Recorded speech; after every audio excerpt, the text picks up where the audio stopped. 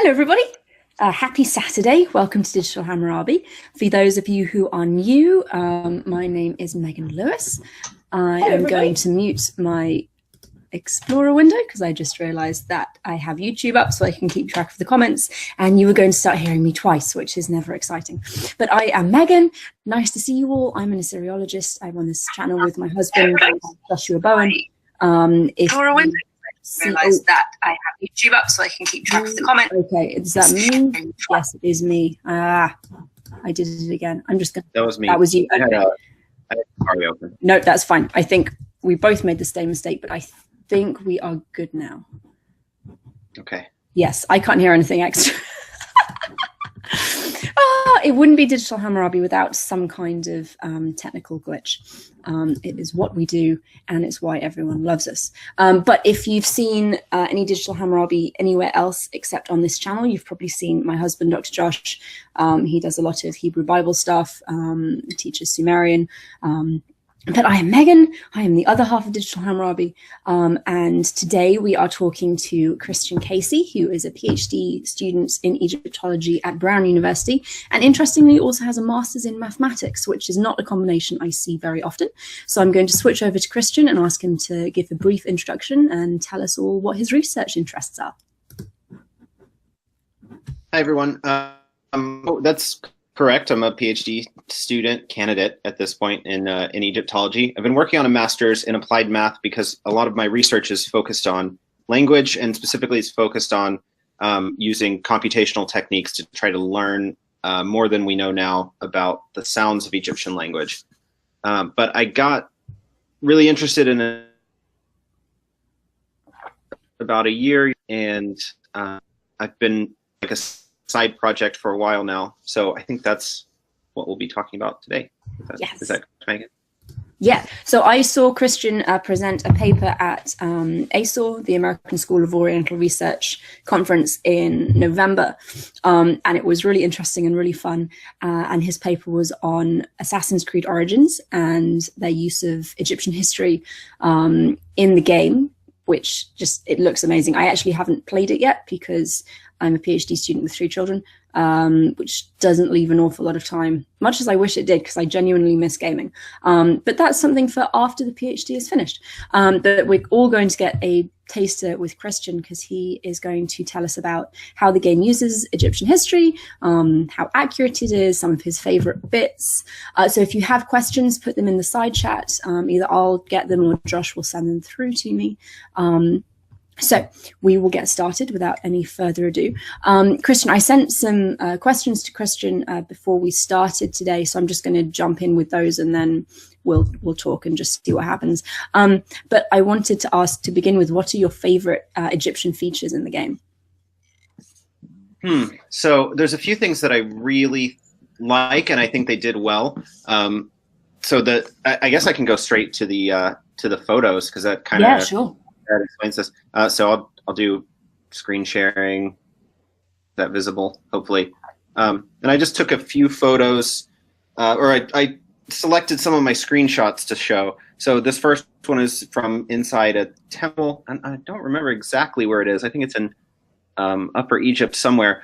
But I took this screenshot because if you're an Egyptologist, we talk a lot about daily life and what things would have looked like, but you don't really get to see and experience it very often. So when you're in this game, you spend a lot of time going through various buildings, and they're all decorated inside in this very Egyptian, but also surprisingly, I don't know what the word is, not gaudy, which is what it's quite restrained. That's kind of the right. And I think by our standards, it still is kind of a lot more vibrant than the insides of our houses normally are, but it's just not as in your face as we're used to thinking of Egyptian decoration as being.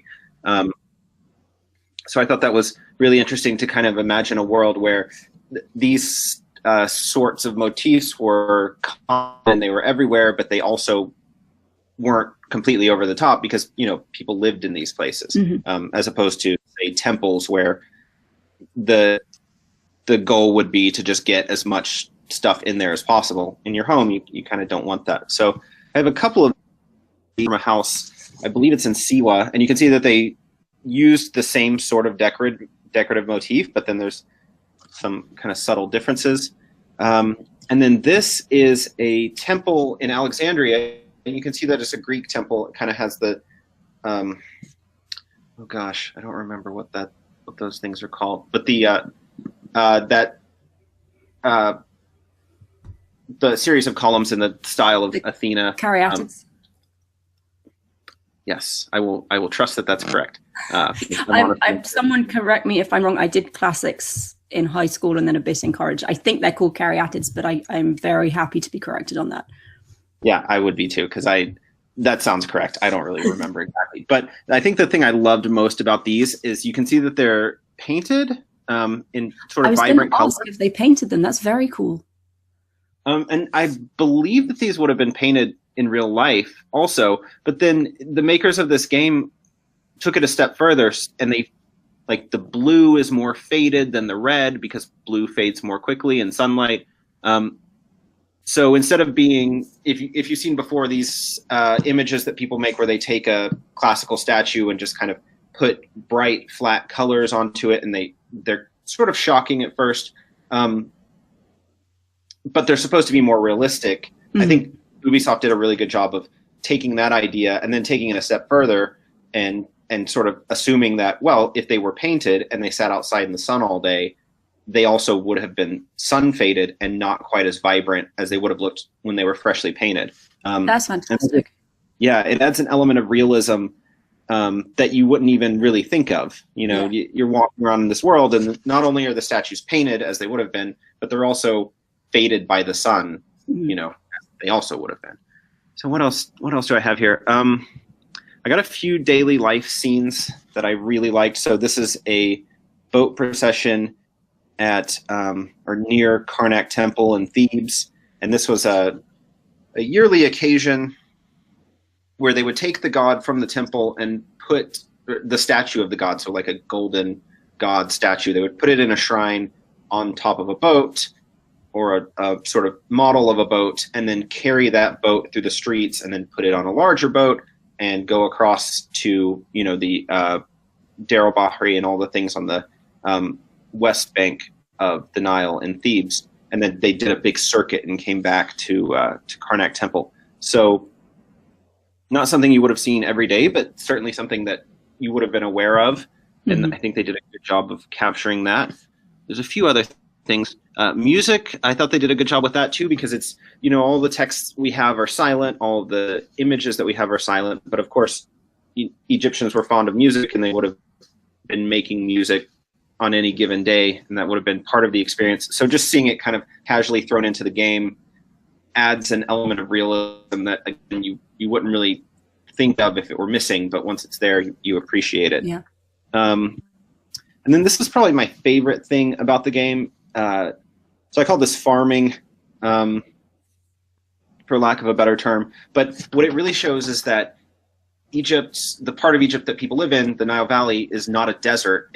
It's a very fertile, lush area. And so when you're there, you're surrounded by green plants and palm trees and crops growing and all those sorts of things that we sort of think of as being normal. But then if you watch any sort of film set in ancient Egypt, they spend the entire time wandering around in the desert, and right. It kind of gives the impression that that's what the place looked like, which is of course not true. People lived in the areas where there was water and you know, arable land. I've never thought about that before, but that's an excellent point, because if you think about things like the Mummy films, they're all set out on the Giza Plateau with the pyramids and the Sphinx, and there's sand everywhere and windstorms and absolutely nothing growing anywhere. Yeah, it's normally very desolate. And I think that, you know, when we teach new students about Egyptology, one of the first things that we have to try to convince them is that people weren't spending all of their time wandering around in the desert. They had houses and fields and trees and all the things that we think just kind of make for a normal looking existence. So I think I'll leave it there and give you a chance to ask another question. Yeah, so sure. I'm lecturing.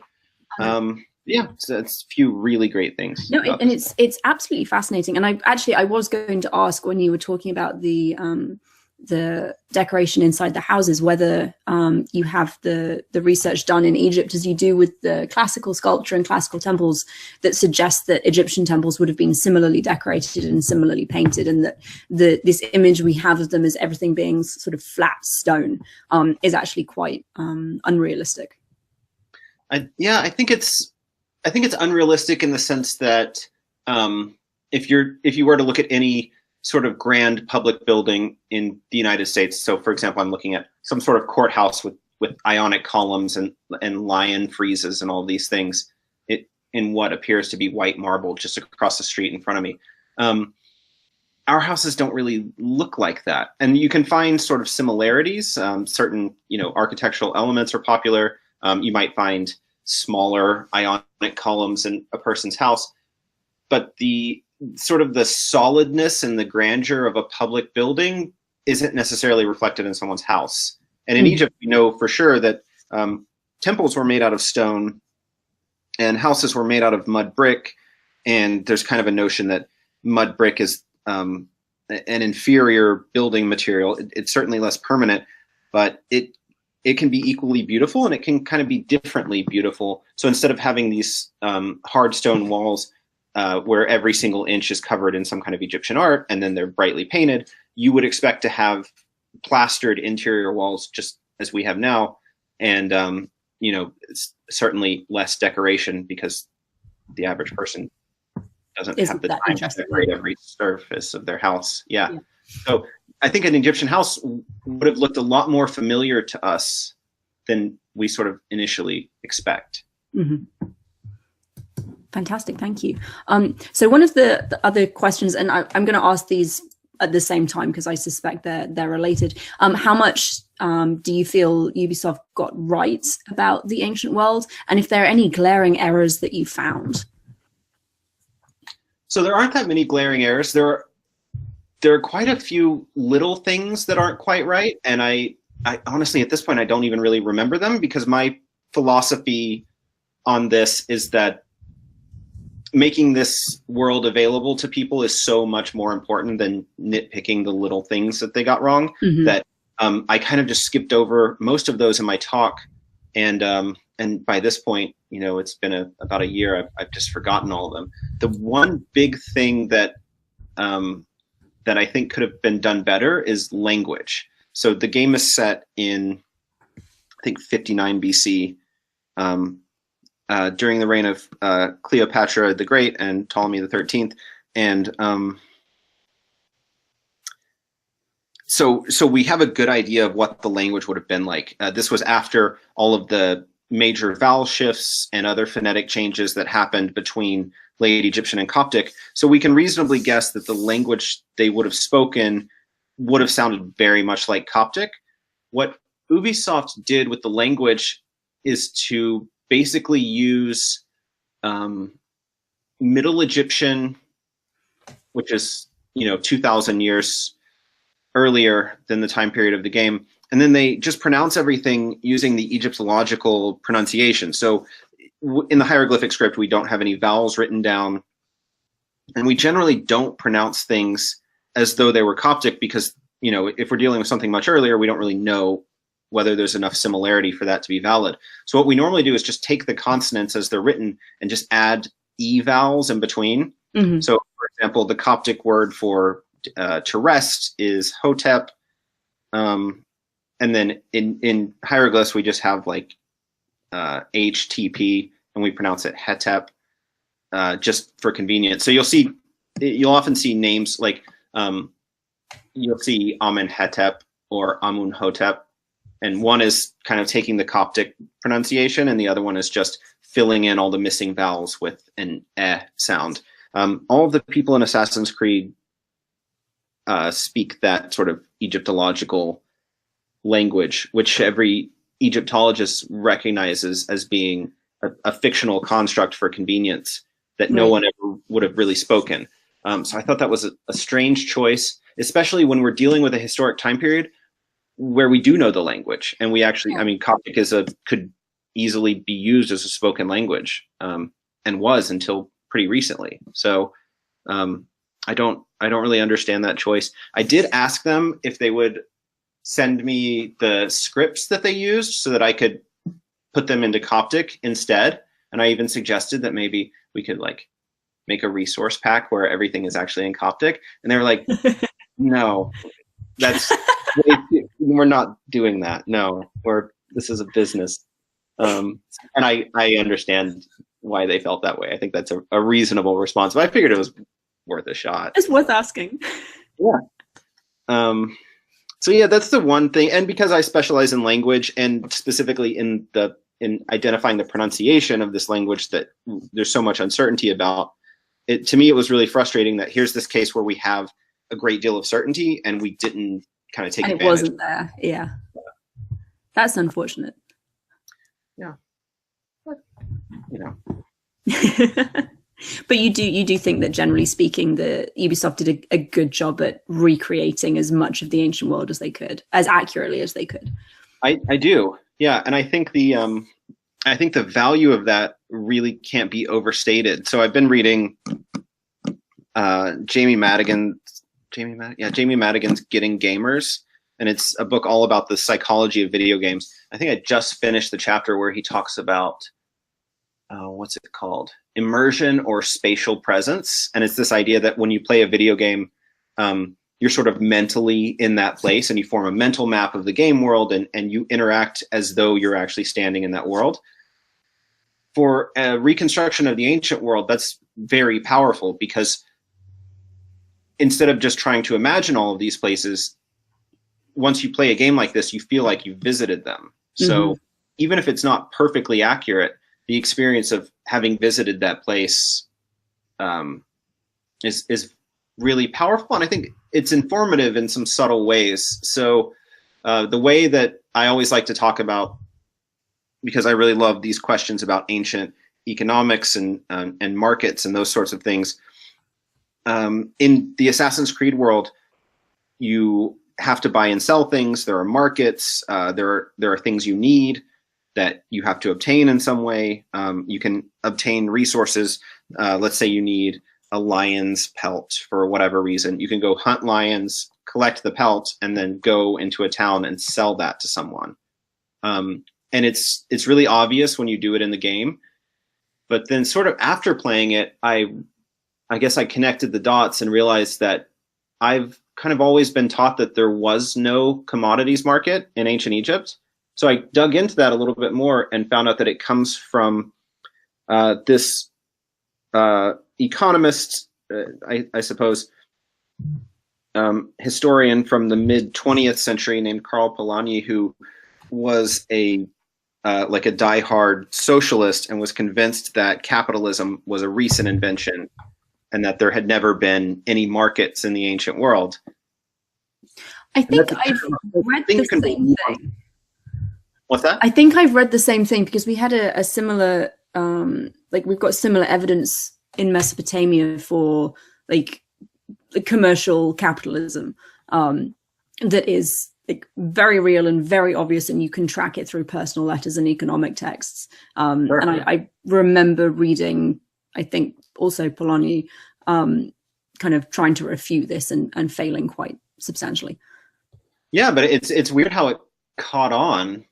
So I think if you dig into the details of these ideas, especially in Mesopotamia, where we have so many texts that relate to economic activity, you can kind of prove to yourself that that's not correct and that there was something that we would just naturally call a market, you know, for lack of a better term or a distinguishing term. But then when people talk about things in aggregate, they kind of go back to this notion that markets are a more recent invention and that didn't really exist. Even in the case of Ulu Barun, which is just very obviously a merchant ship, many Egyptologists and other ancient world scholars have argued that it was a royal expedition because I think there's a gold ring with the name of Nefertiti that was found in the ship. I think that's right. So for those who don't know, the Uluburun shipwreck is like famous shipwreck that's full of things like copper ingots and like, I think they've got pottery from the Aegean, and it's found, it's like off the Mediterranean coast of like Egypt, Palestine area, Turkey maybe. It's that kind of coast of the Mediterranean, and it seems like the ship was sailing a circuit of the Mediterranean and picking up merchandise from one place, transporting it to another, and selling it either for money or for different objects that they could sell elsewhere. And I think we'll never really know for sure, but it seems fairly obvious to me that it's a private merchant ship. Mm-hmm. I mean, it's not carrying markedly royal objects. It's not very large. It's you know, I guess we could talk about that for a long time, but I would probably need to look some things up to fill out that argument. But yeah. I think the default assumption is that it's a private merchant ship, but then people come back and argue that it must be royal because we've concluded that there is no private enterprise. There was no market, then it had to be like a royal. That's interesting. Thank you. We've had a couple of questions that I'm just going to get to now before I forget. Jim Majors is asking, how accurately can we predict what music in ancient Egypt would have sounded like? Oh, not at all, I don't think. So we don't have any musical notation of any sort. So there's a famous Hurrian song, I think, where we do have some sort of musical notation, and that song's been recreated, but we don't have anything like that from ancient Egypt. We do have a few instruments that have survived, and people have played those instruments and tried to recreate ancient Egyptian music. I've never found any of those recreations convincing myself because the music is often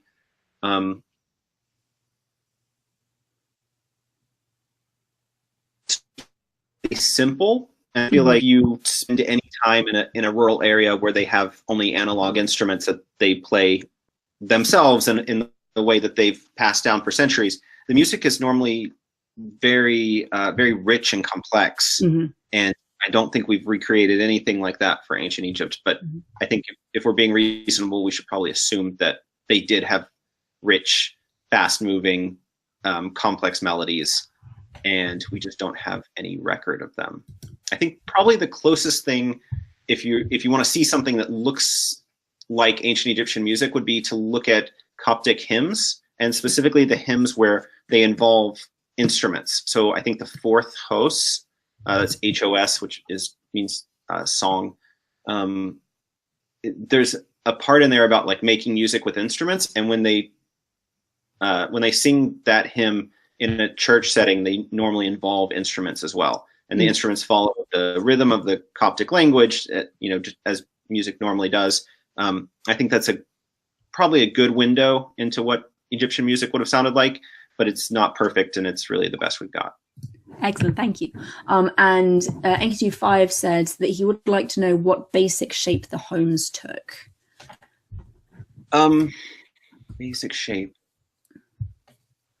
So the best way to see that is to look at, there's a few different pieces of evidence. So my favorite are the models of Mekhet-Re, which are in the Met, and there are a few buildings among those models with, little wooden people in them.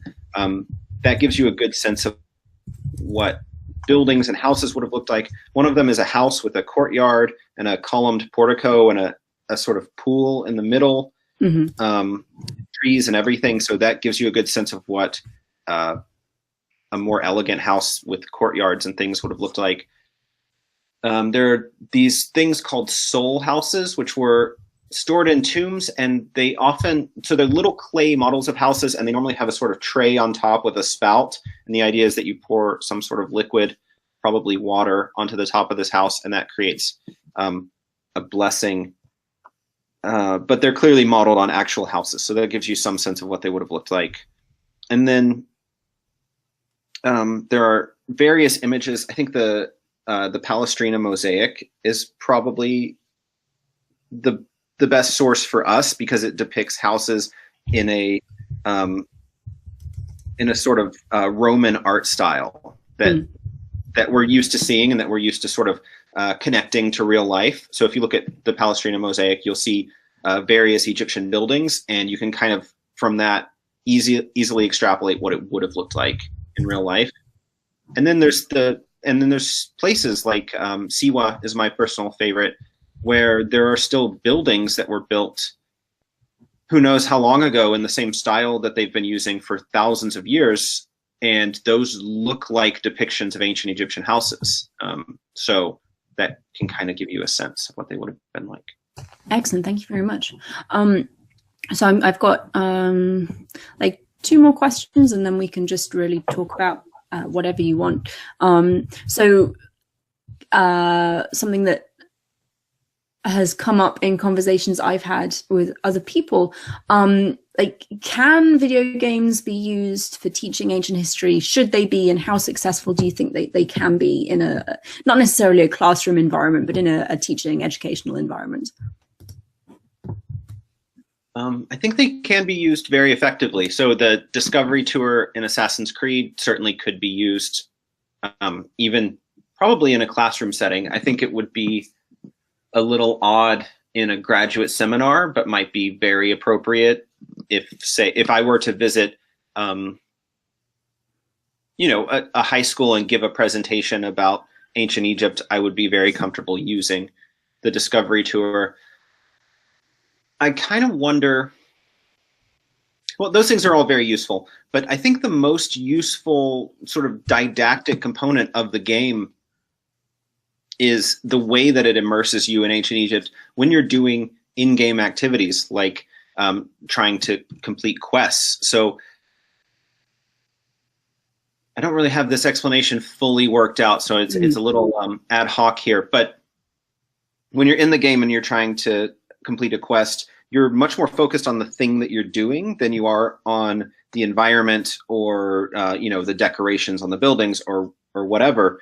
And those things become sort of secondary, but the immersiveness of having something to do makes those things much more real than they would be if you're just kind of going through a virtual reconstruction of a place, or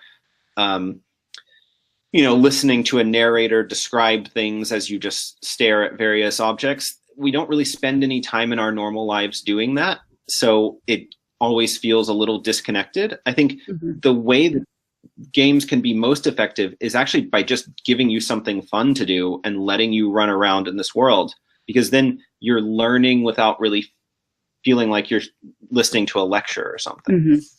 And it would be, at least it is for me when I play, it's much more engaging than, like you say, watching maybe like some poorly done documentaries or sitting and watching a lecture.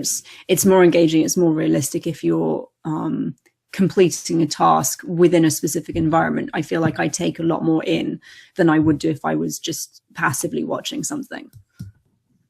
Yeah, definitely. And I feel like it makes sense. So for me, I love to travel, but my favorite way to travel is to have a reason to go to a place.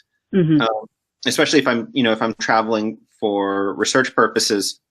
I feel like I enjoy the places I visit much more than I do when I just go and stay in a hotel and, visit touristic sites. There's something about having something else to do that makes you feel sort of more at home in a place, like you're supposed to be there, maybe. So yeah, games do that really well. And I think that's something that as academics, we haven't really fully appreciated or taken advantage of yet. It's sort of counterintuitive that just doing some fun activity in this ancient world setting could be also very educational, but I think it's objectively true, and we need to be thinking about that. And actually linked to that is the last question that I had. Do you get pushbacks from other academics? For example, you recently, like I said, presented this paper at an academic conference. Did you get pushback from people for kind of suggesting that games should be the topic of study? Because for those who don't know, archaeogaming is actually its own field. There are lots of people working on archaeology in games, the archaeology of gaming. So it is something that exists. We're not just sitting here making things up, but it's quite new, and I suspect there may be some people who are less thrilled about it than I am. I suspect that there are people who are not so thrilled about it. And there's a generational component to that. So I occasionally hear music that's popular among teenagers now, and I think like, well, that's not really for me. I think everybody experiences that to some degree. And if you're much older than us and you've been doing this for a very long time, I think it would be fairly natural to feel like, well, this isn't really very serious, and this is maybe slightly childish. I think it's possible to reach those people, and I don't think you need to convince them to like video games. They don't have to. They should like whatever they like. But I think you can reach those people and convince them that there's something of value here, whether or not they personally like it. Yeah. I didn't really get any pushback. So when I first proposed the paper, I told one of my professors about it, and his reaction was, I said, I'm going to present about Assassin's Creed at this conference, and he just went, "Oh no!" And I was like, "What's the problem?" And he was like, "You can't do that. It will damage your reputation as a scholar. People will take you less seriously when you go to apply for jobs.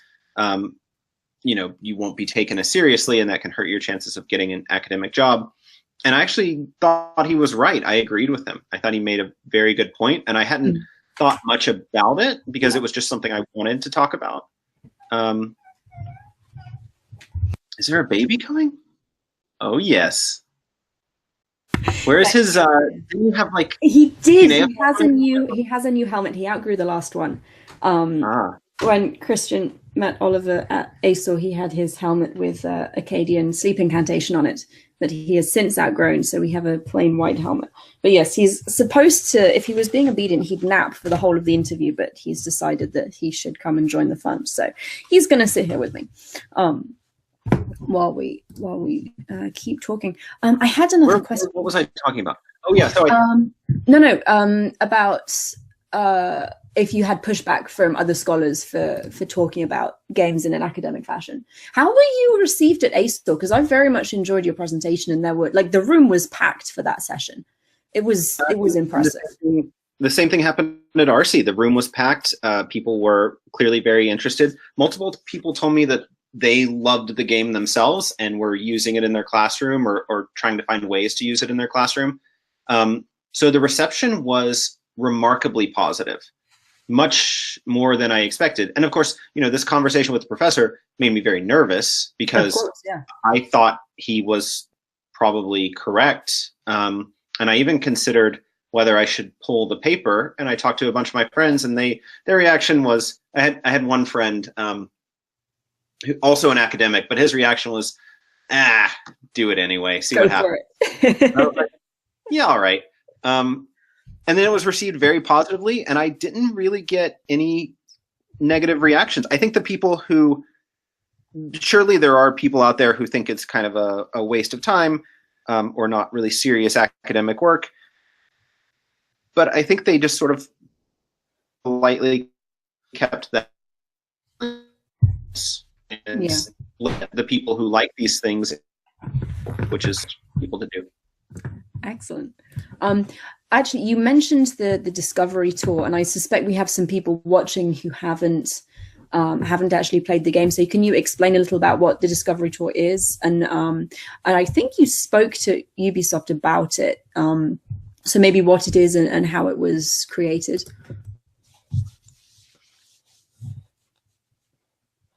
Oh, we may have lost the connection. Christian, are you still here? Discovery Tour it's like a mode in the Assassin's Creed game. So instead of loading your saved game, you load the Discovery Tour, and then you go to all the same places. So it's the entire game world.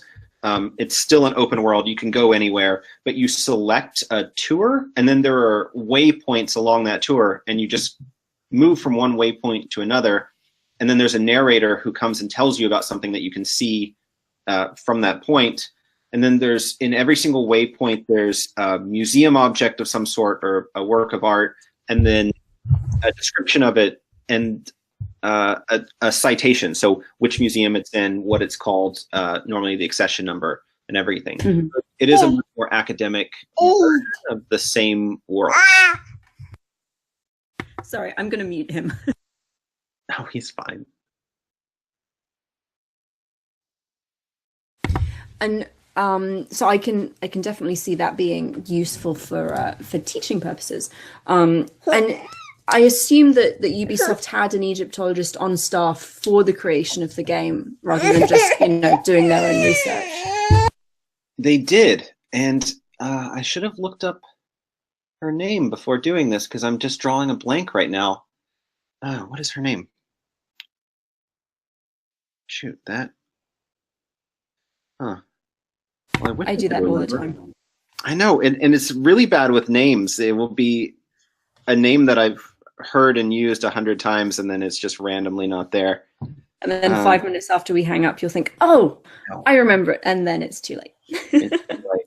But they did have an Egyptologist on staff. I think she's at the University of Toronto, which is near the Ubisoft office that created this game.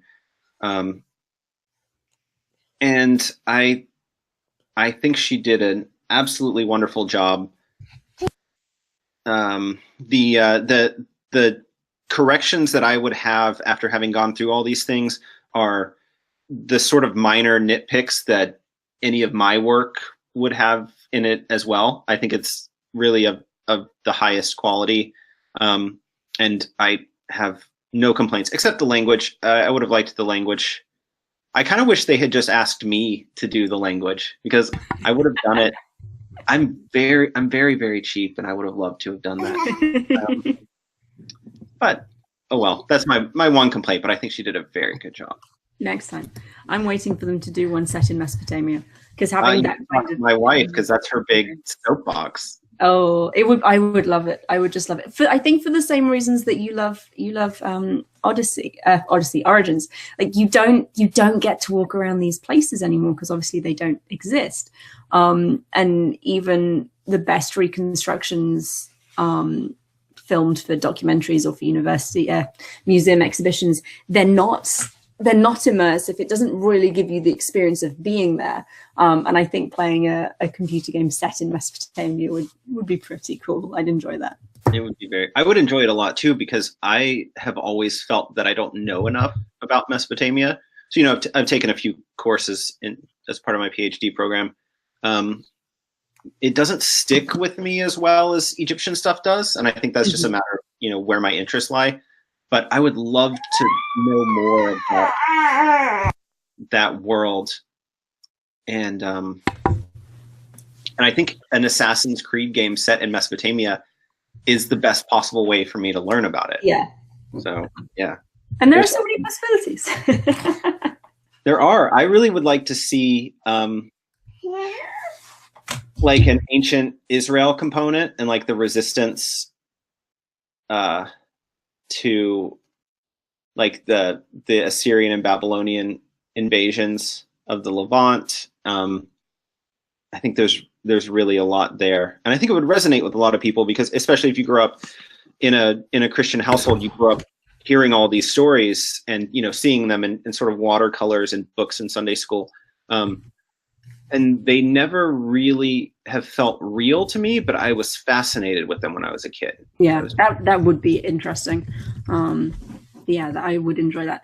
And so that's kind of the end of the questions that I have prepared. So do you have any more images that you'd particularly like to show, or something in particular that you'd like to talk about some more?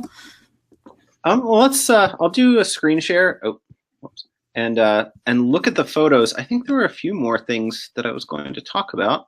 Oh, this Easter egg. I absolutely love this. So in a number of pools in the game, there are whale fossils, which is based on reality. They found numerous whale skeletons because the area to the west of the Nile Valley was once a shallow sea, and that's where whales first evolved. I realize I'm getting cool.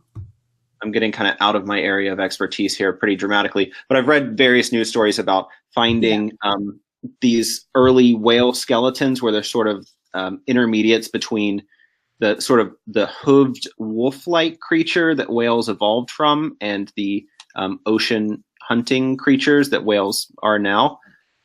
So that's really neat. I love this. This is the Pyramidion of the Great Pyramid, and you can see. Let's see if I can zoom in. You can see here the cartouche of Khufu, and the hieroglyphs are accurate. So that's fantastic. Yeah, and actually, that's really, having that kind of reconstruction of the pyramids, I think, is really valuable, because something that we don't get so much, and this is going back to like the painting of statues and all of that kind of thing. You don't necessarily know what things originally looked like obviously if you look at them today, but if you read about them in textbooks, like you may not really absorb the fact that the pyramids had casing stones and were topped in gold. So having that is, I think, really valuable.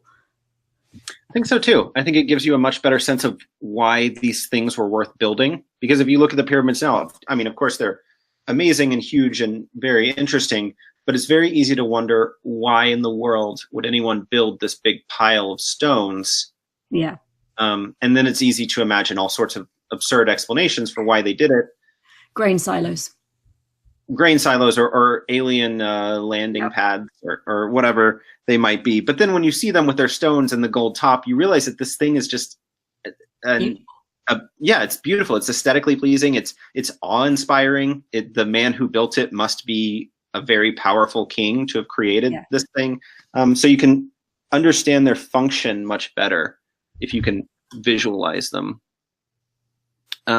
This was a criticism that was meant to go along with language, and that they used the JSesh hieroglyphs everywhere in the game. I just thought that was kind of funny, because so you can see here, it's a hieroglyphic text editor. It's freely available online. It's called JSesh, so the letter J, SESH, and I think it's sesh is sort of like scribe, and then it's Java based, so it's JSesh. And you can use this to format and type out hieroglyphs, but it uses this standardized font that Egyptologists are very used to seeing, and it's really funny to see it. It's kind of like Times New Roman. Exactly. Yeah, it's like seeing Times New Roman in like a piece of graphic design, and it's like, wait, I don't think that's finished yet.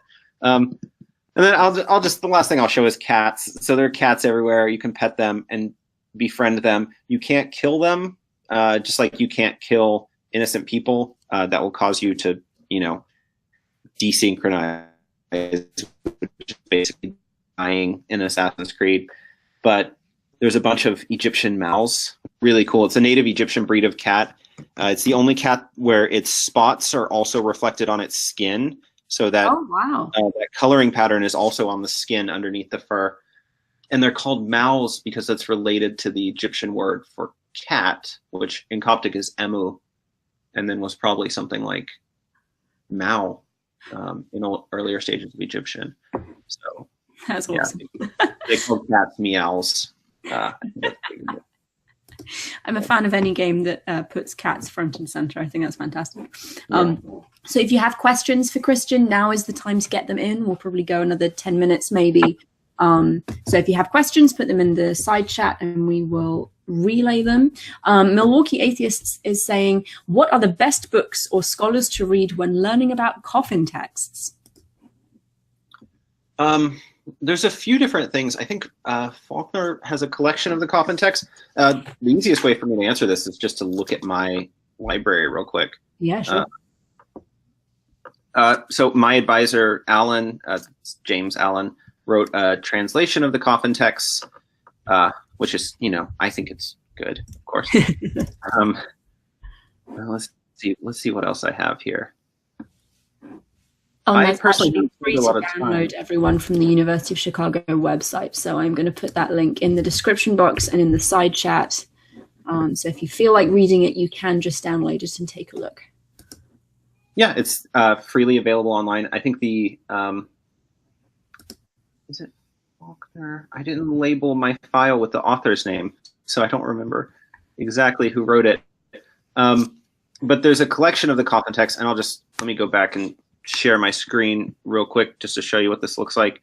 Mm-hmm. So there's a collection of the coffin texts that includes, all multiple different versions and the glyphs. This is not an incredibly high quality document, but they're all identified by what's the word for that? The text edition. Oh, witness or yeah, I'd say witness or exemplar. Exemplar, yeah. But I so don't they're know all if witness, that's right. and then put in parallel, and then you can pair that with a translation like Alan's translation, and then Fantastic, thank you. Do we have any more questions, everybody? And if you are watching, by the way, and you like what you have seen, please hit the like button. Subscribe if you are not already subscribed. We'd love to have you. And yes, we've got maybe 2 more minutes. If we don't get any questions, then I will wrap up sooner. But thank you all for joining us. This has been really fun.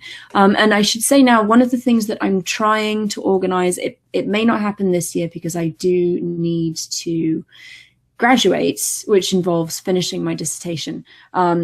But soon, maybe next year, I want to do a live stream or a series of live streams of academics playing through Assassin's Creed Odyssey and Assassin's Creed Origins, and kind of commenting on what they find particularly interesting and pointing out historical tidbits. So that's something I'm going to try and do. I've not done it yet because, as I've said, I have very little time and I should really be writing my PhD. But that is at least a plan for the future. Oh, Enkidu was asking about HAPS. So for those who don't know, HAPS is our scholarship program. We've been raising money to fund PhD research over this coming summer. And we've nearly got enough to fund 3 students, which is very, very exciting. So thank you everyone for contributing. And we're in the process of scheduling interviews, which will be broadcast live, so you can all come and ask your questions. So keep your eyes on the calendar. That's digitalhammurabi.com/calendar. As soon as I have them scheduled definitively, I'll put that up. And then we'll go through the voting process and the selection process to decide who should receive the money. And we have a couple of questions. Richard Madsen, Mr. Casey, were there portions of the game that a person might take too seriously, leading them away from understanding the actuality? So I think that means are there sections in the game that are not realistic, that could be misunderstood as being historically accurate by a non-expert? That's a great question. I feel like that's something I really should have looked for myself and presented. Let me see if I can think of anything really quickly. The answer to this one might end up having to be, I don't know. That's absolutely fine. Let me see. So one of the things that sort of stuck out to me was the verticality of the game. So Assassin's Creed is this climbing, jumping, fighting game. So they overemphasized the verticality of a lot of places. The Nile Valley is relatively flat with some low desert hills on both sides. So it's not exactly the same. I don't know if that would really lead anyone astray. I think the one thing that I did notice, so in the game you can pretty much go anywhere, and that's kind of the idea. You go into places and then maybe people try to fight you and you have to fight back. But when it applies to temples, it's fairly unrealistic. So there's a point where you go to a temple in Yamu and you meet the priest there, who you seem to already know, and you play hide and seek with his children. And in the process, you go into the sanctuary, you run around where all the priests are doing their things. You certainly couldn't have done that in ancient Egypt. The interior of the temple was shut off, and understanding that is important for understanding Egyptian religion as something much more akin to what we call science today, where they were sort of genuinely trying to understand the world and modifying their beliefs according to new things that they learned. And part of that process included discovering the secrets of the universe and holding them as secrets, because that imparted a certain element of religious authority to the priesthood. And that's a really crucial component of ancient Egyptian society. It's a crucial component of understanding how later people, especially the Greeks and then various European people, looked back on Egypt as being this land of these sort of esoteric, profound mysteries, because they were sort of doing something very like an early form of research into natural science, and then holding that information secret and protecting the interior of the temple where rituals related to that were being performed as a means of preserving their authority. So Thank you. That was actually something that kind of I would have wondered about, because we have the same thing in Mesopotamia. It's debated how open temples were, but the answer is probably not terribly. And one of the joys of an open plan game like that is you can literally go anywhere, even though it might not be terribly historically accurate. One of the things that always gets me about games like Zelda is you can just randomly barge into people's houses, and they may be a bit confused about why you're there, but they're probably not going to kick you out. Yeah. Assassin's Creed Origins is like that too. I think Odyssey, they changed that so that if you just kind of loot things in front of people or in someone's house, they will try to fight back, and it will like damage your reputation or whatever. But yeah, it's the same thing. You can kind of wander into people's houses and take some coins out of a jar and walk back out, and they just go on with what they were doing. I'm like, I didn't need that anyway. Yeah. Okay, Yami Yomizuki says, what would be some good resources for a layperson who wants to research the pronunciation of ancient Egyptian? Oh, that's a great question. So unfortunately, the answer to that is that really no such resources exist. So one of the reasons I really wanted to study with Jim Allen at Brown was because he wrote a book about Middle Egyptian that's designed to be very accessible, and it includes kind of the linguistic terminology, but it explains it all every time, and it's really designed to kind of teach you Egyptian from an Egyptologist's perspective, but from square one. So that would be a useful place to look. So it's James P. Allen. I think it's called Middle Egyptian: An Introduction to the Language and Culture of Hieroglyphs. It's in its 3rd edition now. If you're curious, feel free to email me and we can discuss all of the various scholarly discussions and disagreements and things. And I can suggest other sources as well. But it's a great question because I noticed that was really a problem. And I've suspected for a long time that this artificial pronunciation sort of hurts our ability to reify this language, or to think in the language, or to become fluent in some way. So there's linguistic research on second language acquisition, and one of the sort of common tenets is that speaking and listening is super important. That's why things like Duolingo, you have a speaking component and a listening component. We don't have that for Egyptian. So I created a class. I teach it as part of the Summer at Brown program. It's a 2-week course, and I created a workbook for that where you have all the Egyptian vocabulary, and then with it you have all of the Coptic equivalents. And then in class we actually just use the Coptic pronunciation to read things and to refer to words. And I did an experiment a couple of years ago where I split the class into 2 groups, and I gave one the Coptic and I didn't give the other one Coptic. And this was all voluntary and approved and everything. But the students who had the Coptic performed slightly better on their vocabulary exams, which indicates that they were retaining vocabulary better by having a pronunciation. My result, I think my p-value was like 0.054 or something, so not quite statistically significant. I'm hoping to one day do a what's it called, MOOC, massive open online course, where I then do that same experiment with much higher sample sizes and kind of definitively say, yes, having Coptic and using it to pronounce things is helpful. I also found that students who learned the Coptic were also kind of internalizing sound changes that happen over time.